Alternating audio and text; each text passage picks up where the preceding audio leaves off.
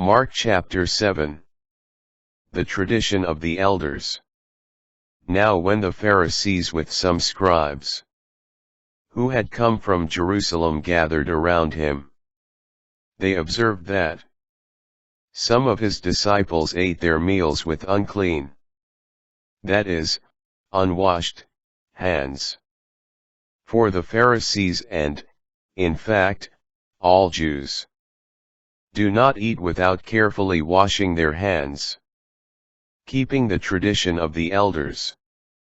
And on coming from the marketplace, they do not eat without purifying themselves. And there are many other things that they have traditionally observed: the purification of cups and jugs, and kettles and beds. So the Pharisees and scribes questioned him, "Why do your disciples not follow the tradition of the elders, but instead eat a meal with unclean hands?" He responded, "Well did Isaiah prophesy about you hypocrites. As it is written, 'This people honors me with their lips, but their hearts are far from me. In vain do they worship me, teaching as doctrines human precepts.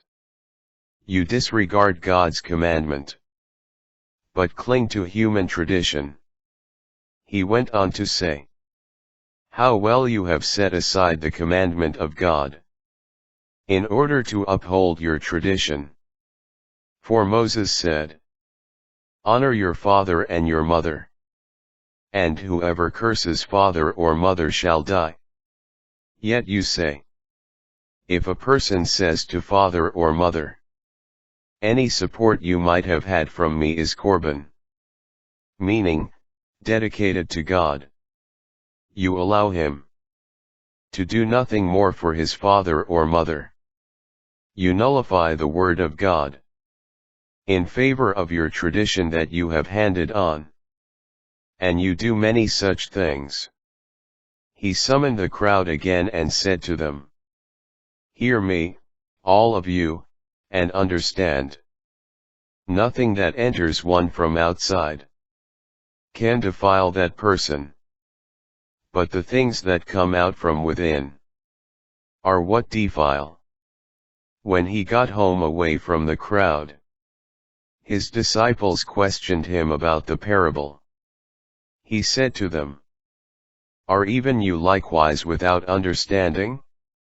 Do you not realize that everything that goes into a person from outside cannot defile, since it enters not the heart, but the stomach and passes out into the latrine?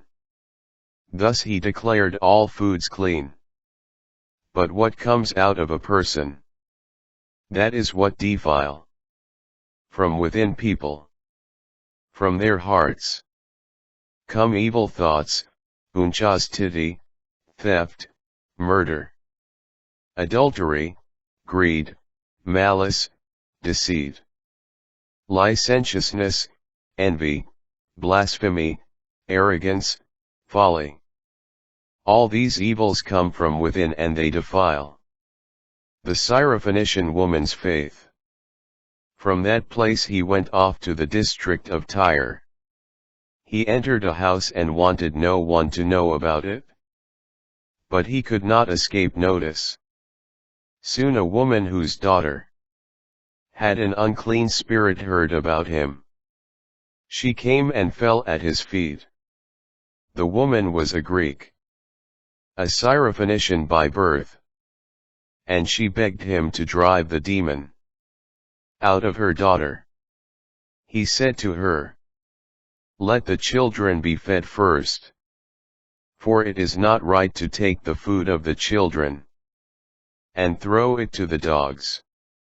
She replied and said to him, "Lord, even the dogs under the table eat the children's scraps."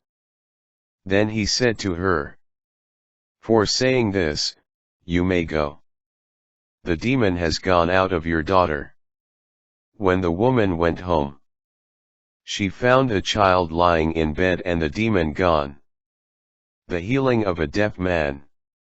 Again he left the district of Tyre, and went by way of Sidon to the Sea of Galilee, into the district of the Decapolis.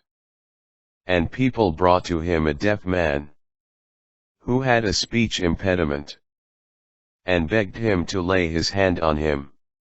He took him off by himself away from the crowd.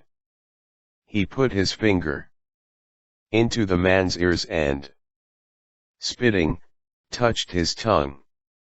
Then he looked up to heaven and groaned, and said to him, Ephphatha, that is, be opened. And immediately the man's ears were opened. His speech impediment was removed, and he spoke plainly. He ordered them not to tell anyone. But the more he ordered them not to, the more they proclaimed it. They were exceedingly astonished, and they said, He has done all things well. He makes the deaf hear, and the mute speak.